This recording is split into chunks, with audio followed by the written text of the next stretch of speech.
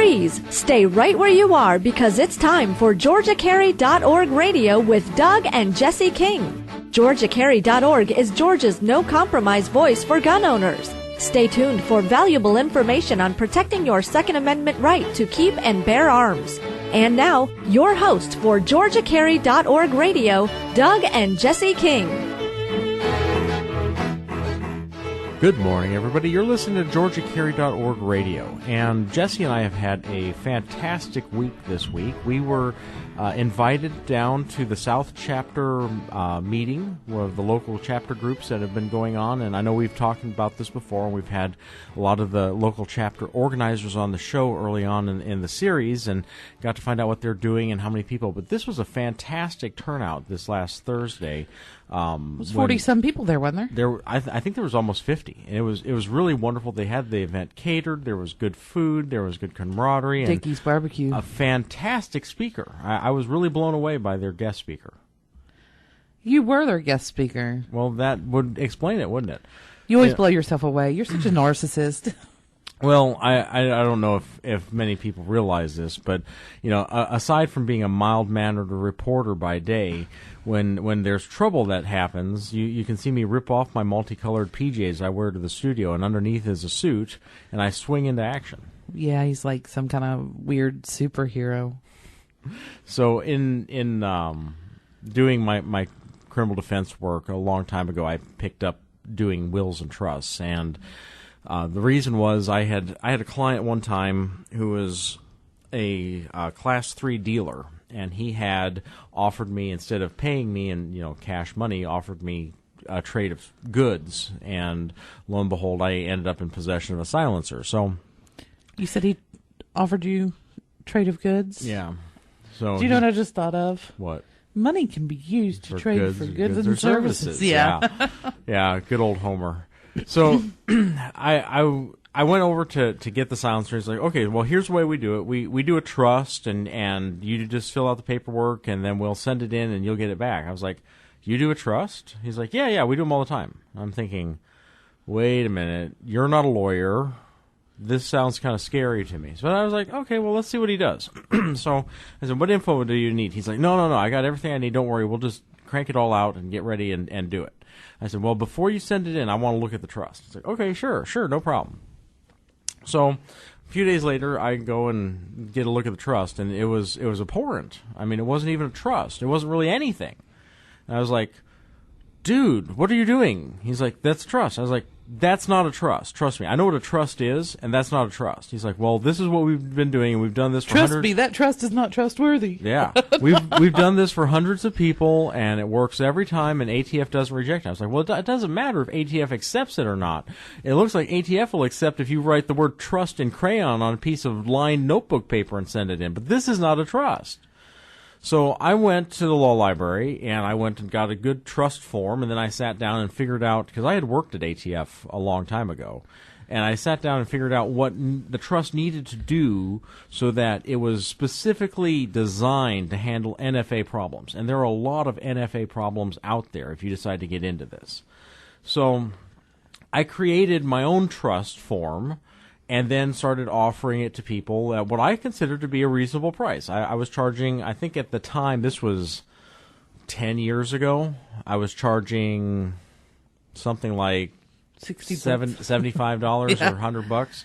I thought, well, you can go and buy Will Maker for $40, or you can have my trust, which is specifically designed to answer some of the NFA issues for $7,500. So that's one of the things I want to discuss with you is like Will Maker. Yeah. And how that works. And we'll get how you can get yourself in trouble with it. Yeah, for sure. So there, I thought it was a reasonable price and it wasn't a big deal, and everyone seemed to be happy with it. I was starting to pop these things out left and right, and it seemed like just wonderful. So we get going down the road a little bit with this, and then I start to get some flap from other attorneys. I was like, what's the problem? They're like, well, we hear you're doing trusts for $100. I was like, yeah. They're like, well, we charge $2,000 for those. Oh, like, so that's really? That's what I've been saying. I've been very, very honest with some people on Facebook, and honesty doesn't get you brownie points, obviously. But when I said your attorney you may think he's like the bee's knees, but he's overcharging you. And they Well, go, it's my not that- attorney, blah, blah, blah, blah, blah. It's not that you're being overcharged. It's just you're charging what they think they're worth. Now, to me, I want to see more people get involved with buying National Firearms Act items. And I guess we should probably step back a minute. We're talking kind of over some people's heads because there may be people out there who don't know what an NFA item is or why we are concerned. So let me interject here. When I first met Doug King, when he said NFA, I said, huh? Yes. Now I know what they are. And they are the Class 3 restricted items that you have to buy a tax stamp to own. Right. And it's easier to purchase one of these items and own it with a trust because then you can leave it to a family member without them having to buy a second stamp. Well, what are these restricted items? Oh, sawed-off shotguns and silencers or suppressors, also known as suppressors, along with some automatic weapons. And there's also a couple of other classes that don't come up so often. These are called any other weapon. These are guns that don't look like guns. When I worked at ATF, there was a .22 caliber machine gun that was built into a briefcase. Oh, I saw a pair of high heels that were matching guns. The heels were matching guns the other day. Mm-hmm. I want. Uh-huh. It would be good for chapter meetings. It would be good for shooting somebody in the head if they tried to rob me. I'm like, hold on a second, my foot's itching. Bam! No. Wasn't there a zombie movie where the girl had one leg and she used an M16 for her other artificial leg? I don't know. I don't watch that junk. Yeah. But there are these separate classes. You've got machine guns. You've got short-barreled, whether it's short-barreled rifle, short-barrel shotgun. You've got silencers / suppressors, whichever you want to call them. And there's a lot of flack either way because it's not really silent, as I'm sure Jesse can tell you. Suppressors are not that quiet. Then you've got any other weapons. And so these are your main classes. Most people get involved in it not because they're out there purchasing $45,000 fully automatic Thompsons or $20,000 AR M16s, but that they want to have an AR with an 11-inch barrel and a 7-inch long suppressor, which makes it an 18-inch long gun overall. But the suppressor needs a stamp, and the AR with the short barrel needs a stamp, and then when you made them up, you've got something that's decent for shooting hogs without having to wear hearing protection, which is perfectly legal now in Georgia because we passed a bill last year that allowed hunting with suppressors. And now the deer won't hear the bang. That's Yeah. not exactly how that works, is it? That's not quite, it's more for the hunter to not have to hear the bang. But, I have fired a firearm with a suppressor, and I'm going to tell you, I heard a bang. So this thing on the movie where it goes, pew, that's BS. Yeah. Well, they reduce, some decibels. You know what the world's cheapest suppressor is? A coffee can. No, a set of hearing protection. Oh, I was going to say, I used to Fram oil filter. I used to tease people that I bought a suppressor for $5 and didn't have to pay a stamp for it, and then pull out the earplugs. Oh. That's about the level of muffle you get. Is what a decent set of hearing protection will give you a 20 or 30 decibel reduction in the sound of the noise. I don't know. I fired a Glock that had a suppressor attached, and it put me into shock for a second. Yeah. I was like, well, I wasn't wearing any hearing protection either, but my ears started ringing, and it kind of stunned me. So, yeah. That was when I first started shooting. Yeah. Yeah. So they're not silent. That was kind of the main point there. But if you wanted to, you put a suppressor on a short-barreled AR. Let's say that you're going to get a mid-range suppressor. It's going to run you about $500. You're going to pay $200 for the stamp. You've got an AR already. You find a short-barreled upper for $400. You're going to pay $200 for the stamp. So you've got about $1,500-$1,600 into the package, right? Right. So then you decide, well, let's go down to get my tax stamp. Right? We're going to get all the paperwork done, and you go to your Class 3 dealer and say, hey, this is what I want. Here, I picked it out. This is what we're going to do. I need you for the suppressor. I'm ordering the upper on my own. I'm going to go apply for the stamp. And they're like, $200. great. So they hand you the form that you have to fill out. You start filling it out, and it says, okay, you have to have fingerprints done. All right, so you trudge over to your local sheriff's office, and you get your fingerprints done and the card and you attach it. And you keep reading through the form, and it says you have to have a letter from the chief law enforcement officer. And you go, well, what's that? And in most jurisdictions in Georgia, sheriff, isn't it? It's a sheriff, chief judge, or the district attorney. Although the district attorney and chief judge usually won't get involved in it, so it tends to just be the sheriff. We're coming up on a commercial break. No, we're not. Quite. Okay, We got about a minute. so, it's usually the sheriff, and so you're living downtown Fulton County, and so you march back over to the sheriff's office, and you say, I'm purchasing a suppressor, and I need to have a letter of sign-off from the chief law enforcement officer. And they say, we don't do that. Just won't do it. We won't sign it. We won't give you one. We're not going to do it. So basically, you're at their mercy as to whether you get your Class 3 item or not. Right. And if they don't sign off, you can't apply for it. What part of shall not be infringed do these people not get? Yeah, well, there's a lot of issues there. Yeah, no kidding. So, what do you do? What do you do if you can't get a Clio sign-off on your form? Well, you hire an attorney to sue them, or you do it with a Class 3 NFA Trust, right? Well, you can use a trust, you can use a corporation, you could use an LLC, you could use a lot of different venues, because under federal law, trusts and corporations are people.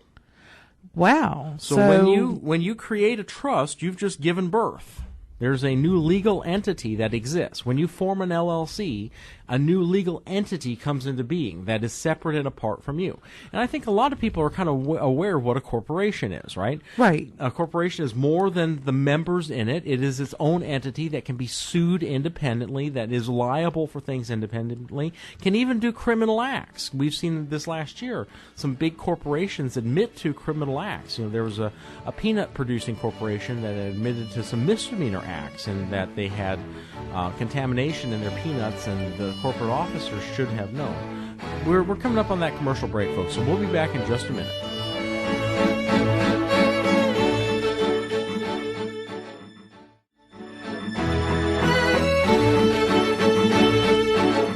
And now, back to GeorgiaCarry.org Radio with Doug and Jesse King.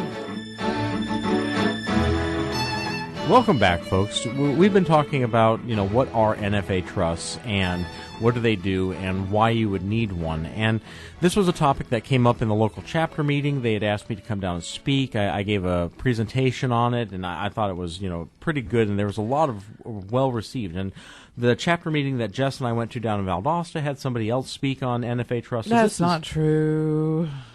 Well, it did.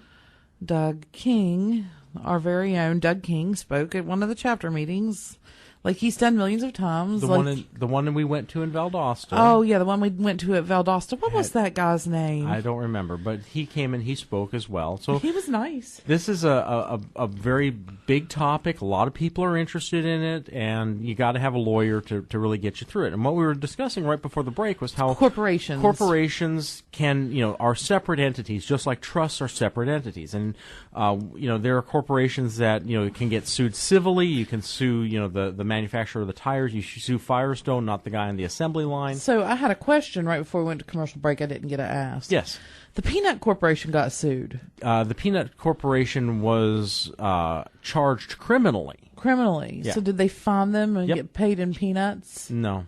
They got paid in cash. See, I was expecting, like a smack on the wrist, because that's what happens usually with big corporations is they get a smack on the hand and then, a tiny fine. So I figured. Yeah, wasn't it like J.P. Morgan that just got a tiny fine of like $30 billion? For J.P. Morgan, that is a tiny fine.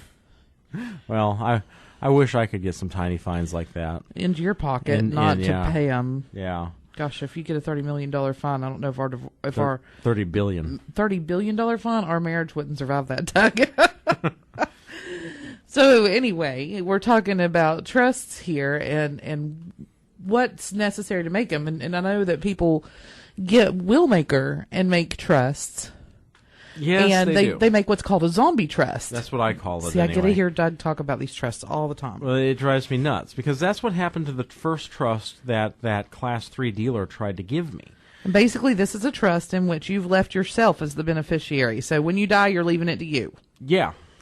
So Zombie U is going to come and take over your Class 3 item. Even worse is that you are not only the grantor, the person who is giving the money, the item, the whatever to the trust.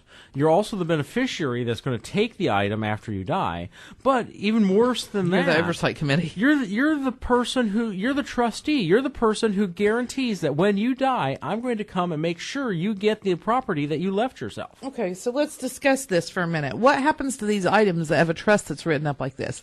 They end up in well, there's eventually comes a time when you have somebody dies, the grantor dies, and now it becomes irrevocable. Now the trust cannot be altered, and then it ends up in probate because there's no beneficiary. And the probate court says, well, there's never been a trust here at all. It's not a trust. ATF then swoops in and says, oh, no trust? Well, then nobody owns it, and so it must be destroyed. So your item that would have been left to your son, wife, girlfriend's mother, whoever you decide to leave it to, is destroyed by the ATF. Your collection of 20 Thompson submachine guns that are worth $50,000 apiece, all melted down and destroyed. So there are some real consequences for doing a trust on your own and not getting the language right. And Willmaker will happily let you put in your name in every single field. So that, there you go. And But we've got to remember what our grandmother told us, and is that we can't take it with us. Yeah, for sure. Now, you say, well, shoot, I'm smart enough that I'm not going to make a simple mistake like that. Okay, that's fine. And you know what? Most people think that they are, and yet in 10 years of doing these suckers, I think I've had about 4 people fill out my questionnaire right. Yeah, when I go through the emails and help you do these trusts, I've noticed that I have to make a lot of phone calls to clients asking them questions because they don't, even though the questionnaire is very cut and dry, they still don't seem to get the point. Well, I could have made the questionnaire in such a way that it explained everything to a kind of a pedantic point where they would get it. But this has also been kind of a cultural experiment because I want to see if people could do it on their own. No, they can't. If they could do it on their own, then I would be overcharging at $100. Because you would be better off just doing it yourself. Why do you need me at all? As long as I still keep getting 70-80% of my questionnaires, which are a simple 8-question questionnaire back with errors and things not done right, I feel confident that I'm worth $150 at this point. I think so, yeah. As many of these things as I've had to go through and get the clients to correct them, I think it's totally worth the little bit that you charge, considering you're charging peanuts. Yeah, well, I've heard other lawyers. The rates have come down. When I first started, it was $2,000 for a trust. Now, and I've heard people charge $600, $700. It seems to be the going now. You can get them online. You can have it done kind of like a online Willmaker, where you just send in the questions and it auto fills out the form. For around $200. I've seen 199trust.com or something like that.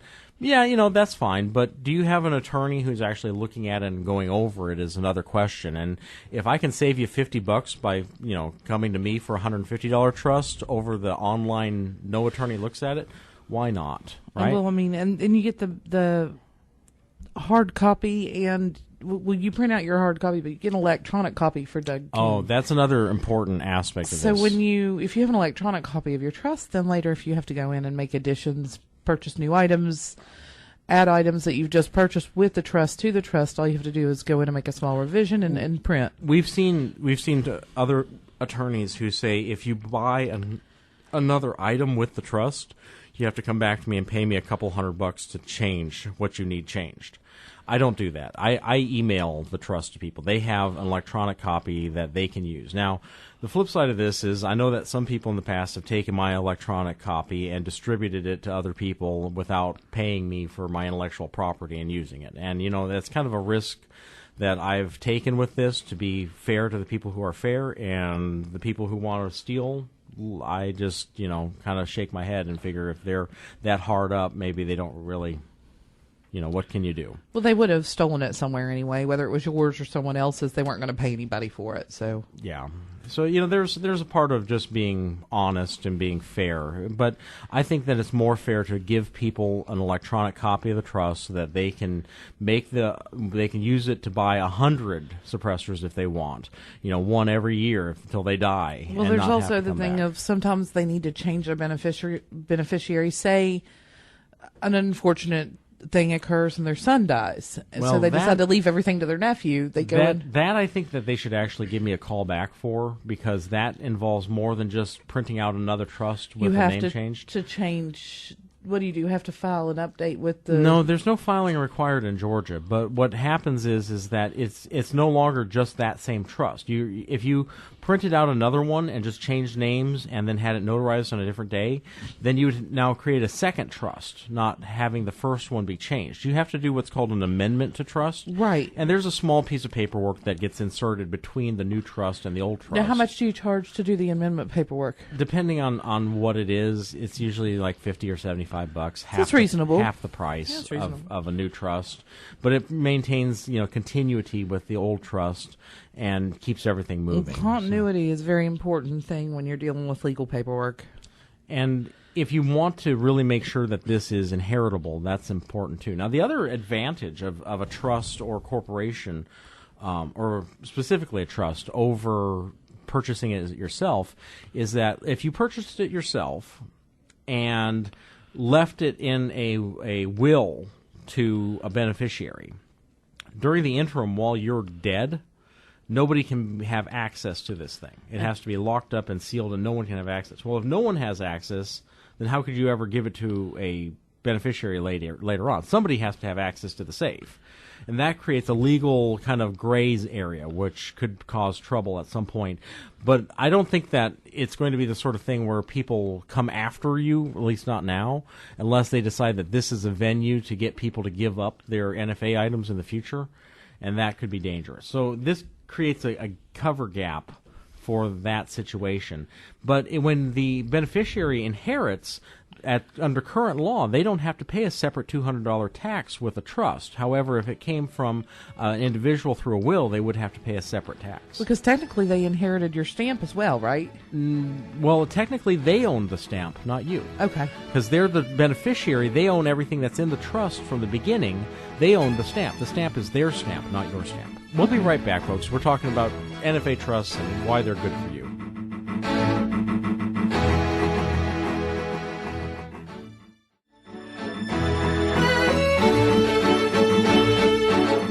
And now, back to GeorgiaCarry.org Radio with Doug and Jesse King.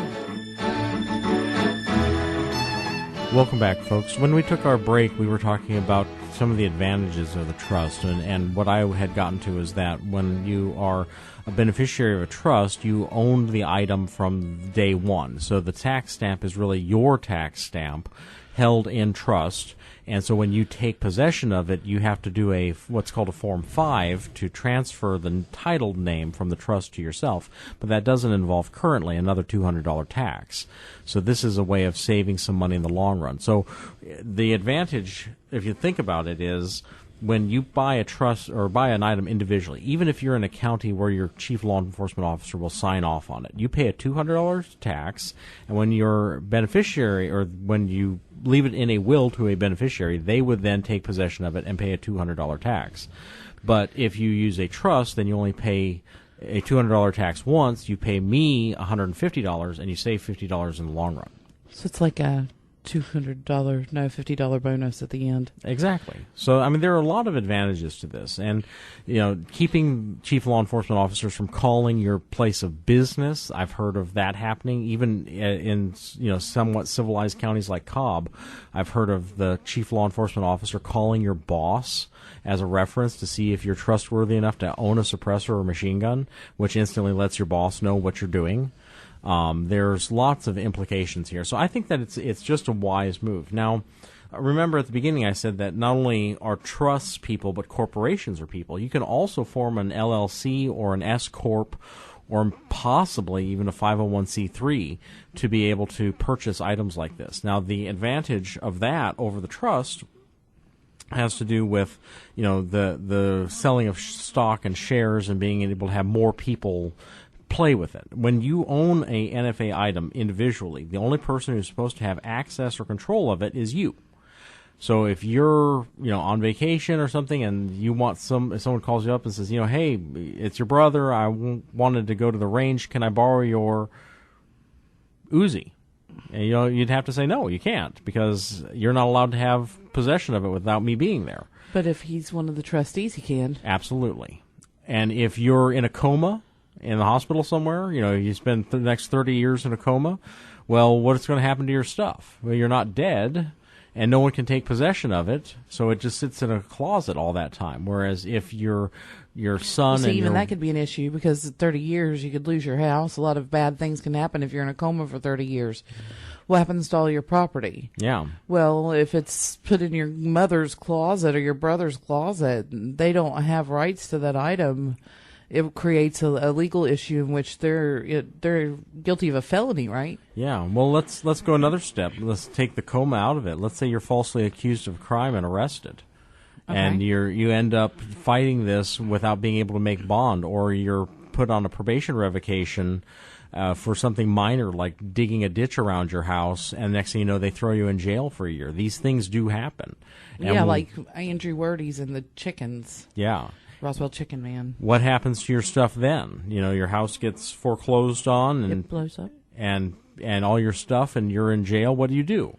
So there's a lot of ways to prevent horrible things from happening by being allowed or giving other people the access and legally allowing them to do so. And a trust or a corporation would do that. So, there are a lot of advantages to this. And at $150 a pop, it's not like it's the end of the world compared to the tax stamp you're paying to begin with.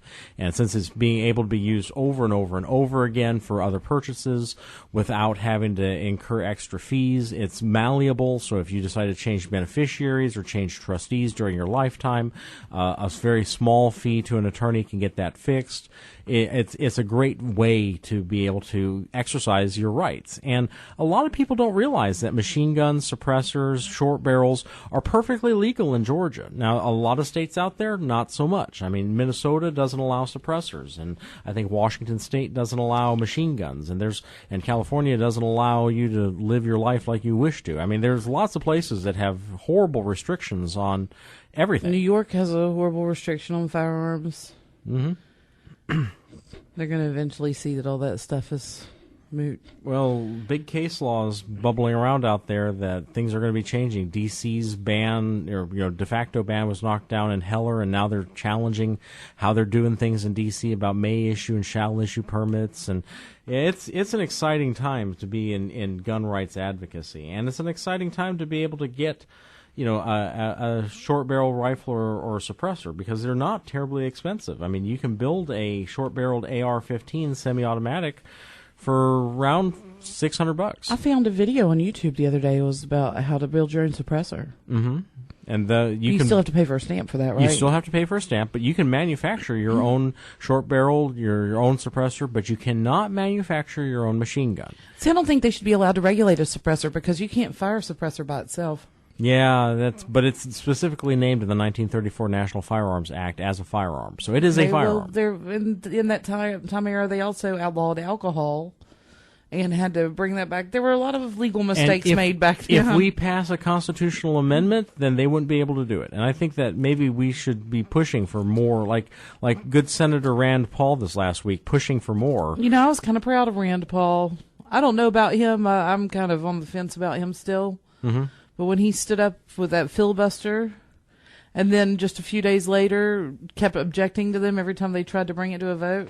I don't always kidnap C-SPAN 2, but when I do, people actually watch. It was probably the highest rating C-SPAN 2's ever had. Yeah, all 7 people watching. Not exactly the most watched television network on cable. Well, even when they're not doing so well, they still are better than MSNBC. Ugh, MSNBC. You can read out NBC couldn't get any worse. Oh, wait, Microsoft bought them. Let's read out of the phone book. There we go. That'll beat MSNBC's ratings right there. Ever since they hired Wesley Crusher to do that one show, it was just gone downhill. Wesley Crusher to do one show? What are you talking about? There's a woman on MSNBC that looks vaguely like Will Wheaton. I think that's why he grew the beard, actually, because he was tired of being mistaken for her. Oh, that's cruel. A little bit. You're a little cruel, Doug. Yeah. But anyway, back to the trust thing.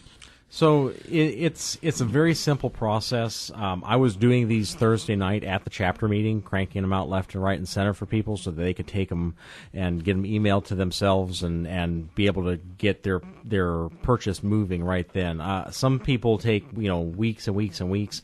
When I'm in my busy season and I've got jury trials and radio shows and kids to take care of all at the same time, it might take 2 weeks to get back to you. But the people that take 2 months, I mean, that's just ridiculous. These are not that hard once you know what you're doing. I usually, for you, crank 5 or 6 of these things out in a day. Yeah.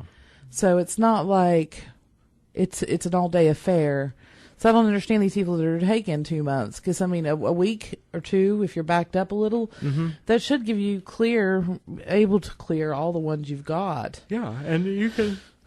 It's not that hard to review the document. I mean, it's a standard form. For what I use sometimes you get somebody who needs something very specific. That costs more obviously when you have to make some changes to the documents because that takes more time to think through it. But... it's not the kind of thing that's really brain surgery or rocket science here. We're just telling a court in the future that, hey, we bought something, but we really want someone else to own it. And this is the best way to protect firearms if you have a gun-grabbing relative that's out to destroy your firearms when you die. Yeah, there's a way to you can make sure that, if your estate is going to be handled by somebody who you don't want touching your guns or who is legally prohibited from touching guns or who you think might, not do your wishes with them and cause a huge fight, you can just move them into a trust and move ownership out and have someone else take care of that, and it never becomes an issue. And then the rest of the estate is just... furniture and household or goods. Your yachts and $1 million bank accounts. It doesn't really matter. I mean, you can use a trust.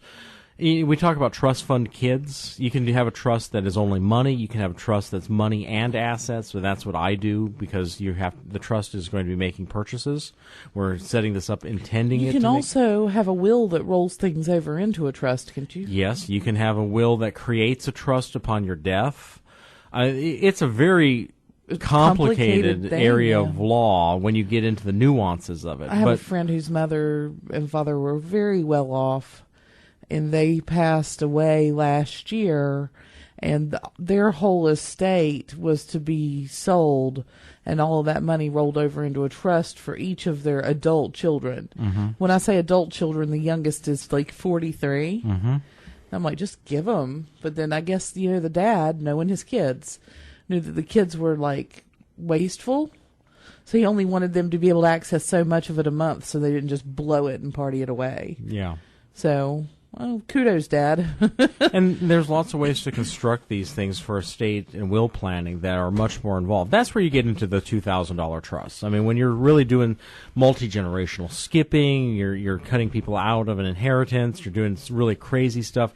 Yeah, I can see dropping $2-3 on a trust at that point, and it'd be well worth the money if it's constructed properly. And I'm sure you've seen some really interesting skipping of relatives building trusts and wills, haven't you? Yeah, and it gets really complicated. I mean, you trusts have to divest their property within 99 years of the death of a named individual. It doesn't have to be the grantor. There's lots of really complicated, quirky legal things. But when you're making one just for the purpose of being able to purchase specific items and then have them be inherited by another person in a predetermined time, it's a simple document. It's something that's easy to crank out, and I think $150 is all it takes me to do it. If it takes someone else, more power to them. Folks, we are coming up on another commercial break. When we come back, we'll have the good, the bad, and the ugly for this week, and contact info for Georgia Carry and how to become a member. We'll be right back.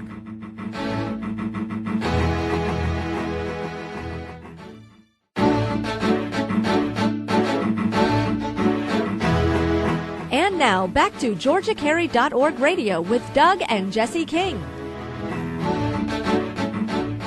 Welcome back, everybody. We're here in our last segment today, and I just want to take a moment we've been talking a lot about how to be able to purchase an SBR or an SBS or a suppressor or a machine gun. And One of the things that irks me is that you can get a suppressor for between $200 and $700.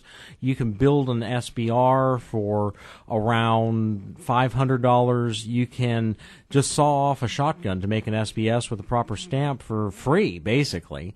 But if you want to have a machine gun, you're going to lay out a minimum of $4,000, and to have something nice, you're looking at $20,000 to $50,000. So, Jesse, do you know why machine guns cost so much more than everything else? Because of the 1986 machine gun ban, they became very scarce after that because the government destroyed a lot of them. Well, the government, the Hughes Amendment to the 1986 Fire Owners Protection Act, or FOPA, said that no new machine guns could be manufactured inside the United States in the after U.S. 1986 for civilian purchase. Now, you can still make machine guns for the military or police, but you cannot make machine guns that can be owned by a civilian. So, poof.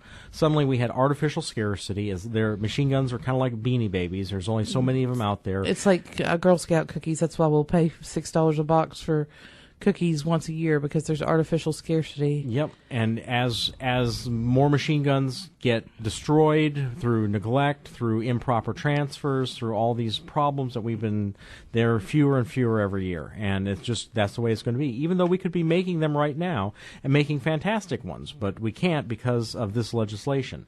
And this brings me back around to GeorgiaCarry.org, because legislation like that won't happen in Georgia because we have a gun rights group who's advocating on the Capitol, who lets us know when they try to pass midnight amendments. And the Hughes Amendment was passed by a voice vote at midnight on the day before the bill passed. And then it was slid in under the radar, and everyone was voting to protect firearms owners, and they banned machine guns. And GeorgiaCarry.org makes sure that this doesn't happen. They would have jumped in on the Georgia's legislature, filleted them, did an emergency email and phone calls out to their members, and got 100 people on the Capitol steps to protest what this horrible thing was done and keep it from going through. And we would make them accountable. There wouldn't be a voice vote. The people would have to go on the record who voted for this thing. So, I mean, it's a horrible example of how, a runaway committee can sabotage a good bill. But here we are, we're coming up on the 30th anniversary of the Hughes Amendment, and fewer and more expensive machine guns. If we could only have real voice back then, we would be in a much better place now. But imagine what we would be now if we didn't have groups like GeorgiaCarry.org fighting. I'm really excited tomorrow. I'm going to interject here for a second. I'm really excited to see what's going on with that vote tomorrow with the American Patriot Act. Mm-hmm. I don't want to see that thing come back in. Yeah. Sunday's vote is the last opportunity. They've got 8 hours to push it through or it's dead. I hope it dies. It's scary stuff. But you want to keep things from happening to your rights. You need to be involved in a group. The only group that's really doing anything in Georgia is GeorgiaCarry.org, and you need to become a member. Easiest way to be a member, go to a gun show. There's always someone there willing to help you get signed up. Most local festivals. Go to the website, www.GeorgiaCarry.org, and click join in the top left-hand corner. It's $20 a year for an individual. You can get a lifetime membership for $500, which is a fantastic value overall. And with the lifetime membership, you get a hat and a sticker. And you get to meet with people at the annual convention. There's individual life member functions throughout the year. It's a fantastic way to get more involved. Even if you're not a member, just go to a local chapter meeting like Jesse and I did this last week. It's a fantastic way to get involved. They're all the way across Facebook. You can look up GeorgiaCarry.org, local chapters on Facebook, and get involved there. You also get to know some really awesome people. Really interesting people, if nothing else. And the other thing is, if you're listening to our broadcast from the GeorgiaCarry.org radio page or on GeorgiaCarry.org, contact a local station and get a local station to carry us so you can listen to us on the air. Email us at radio@GeorgiaCarry.org. And, of course, you can always reach out to me at my page. I'm at kingslawoffice.net, Doug@kingslawoffice.net if you want to send me an email. And my phone number is 678-485-9963 if you have a trust question, criminal defense question, or any other legal problem. So, Jesse, what's the good and the bad and the ugly this week? Well, the good is coming from Texas. And, of course, I am not a real fan of Chris Kyle, the American Sniper. Not to say that he was a bad person. I just wasn't really into his book. You either like it or you don't. Didn't Jesse Ventura beat him up, too? Oh, Jesse Ventura's a jerk. But anyway, it's not about him personally. It's just about his writing style that I didn't particularly enjoy. But anyway, I think that he fought hard for our company, or for our country. Excuse me, company. Listen, and I think he deserves some recognition. Anyway, the Texas Senate has passed House Bill 1187, designating a segment of the U.S. Highway 287 in Midlothian, Texas, as the Chris Kyle Memorial Highway. They passed the bill, and now it's waiting for the governor, Greg Abbott, to sign it before it'll make it into law. And Midlothian is 25 miles southeast of Dallas. So that's the good. It's not really crazy this week, but the bad is coming to us from Texas as well. And there's a Texas student that's suing her college because they discriminated against her First Amendment rights. And basically in Houston on May 20th, a student from Blinn College, her name is Nicole Sanders, she filed a First Amendment lawsuit against the public institution near Houston after being told by an administrator back in February that she would need a special permission to display a gun rights sign and collect signatures for a student group on campus. The Foundation for Individual Rights in Education, that's FIRE, assisted her in filing the federal lawsuit, and it's the 10th lawsuit they filed as part of their national Stand Up for Your Speech litigation project. Then our ugly is coming to us from New England, and it is not Hillary Clinton baby pictures. Wow. Have you ever seen Hillary Clinton baby pictures? No. Ugly. Anyway, on May 8th, Atlantic City, New Jersey, 5th grader Aaron Moody reached into his pocket to retrieve a late note from his mom, and a Nerf gun foam bullet fell out of his pocket. Now, if anybody's ever seen one of these bullets, they are foam. They're about 3 inches long, and they look nothing like a real bullet. I have a full auto belt-fed Nerf gun that takes those darts, and it's awesome. You can shoot them at small stuffed animals, and it doesn't even phase them. It doesn't even knock them over. Okay, so that's how much damage you can do with this thing. He didn't have the gun. He just had one little bullet. I love the smell of Nerf bullets in the morning. Yeah, I'm sure you do. Officials at the Atlantic City School District categorized the toy as a self-constructed weapon because somehow it got a toothpick slipped into the little hole inside of it. Now, Georgia has just passed laws where our zero tolerance policies have common sense added into them now, to where we judge everything on a case-by-case basis, and just because it resembles a weapon doesn't mean it is a weapon. And the principal is allowed to make the decision as whether law enforcement is involved or whatever. No, this little boy in Jersey has received a 5-day school suspension and a notation on his permanent record stating that he brought a makeshift weapon to school, which is ridiculous. That's absolutely ridiculous, and that's just, and it can ruin his future over a toy. We've dealt with this here in Georgia through the idiocy that comes from zero tolerance, zero thought school administrators that overreact, that think that every piece of graffiti is a terrorist attack. I mean, I get so sick of this garbage. So the little boy explained to Fox News why he had stuck toothpicks in the Nerf bullets. And his explanation, just like any 5th grader, so they would stick to the ground when he fired them. He wasn't trying to hurt anybody. He just wanted to make them stick in the ground, because these things won't stick to anything. You can bounce off and fall to the ground, and nobody's even ouch. So, yeah. He just wanted to make them stick to the ground. Not a big deal. He was kind of turning it into a little ground dart. The little boy says they want me to say that I did it on purpose, that I put that in my pocket to hurt someone, and he didn't. He's just a little kid, and it really frustrates me. This is the ultimate argument for private school. Torment little kids, I think that, when you have a private school that you're paying for, that the school feels more accountable to you because they are using you for revenue, and on the other hand, they're also there because they see this as high calling, whereas I don't know what goes on in public schools. My son, not my children, not both of them, fortunately. My son endured a couple of semesters in a public school one time, and oh my goodness, I was horrified. They lost him. They put him on a bus that he wasn't supposed to be on, and they were completely irresponsible. These are people that really don't care about your kid. They're there to make their money and go Well, home. there are some people who do. I mean, my friend Bill Stanley is a paragon of virtue in the public school system. It's a rarity. But yeah, and I'm sorry. I think that anything that you're getting for free, you're getting what you pay for. Folks, you are coming up to the end of the show. We enjoy having you here every week. I hope that you like listening to us.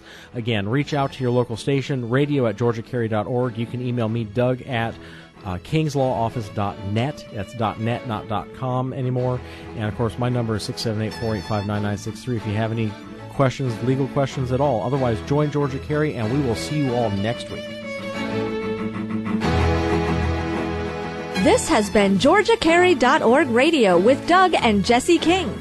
GeorgiaCarry.org is Georgia's no-compromise voice for gun owners. Tune in each week for valuable information on protecting your Second Amendment right to keep and bear arms. GeorgiaCarry.org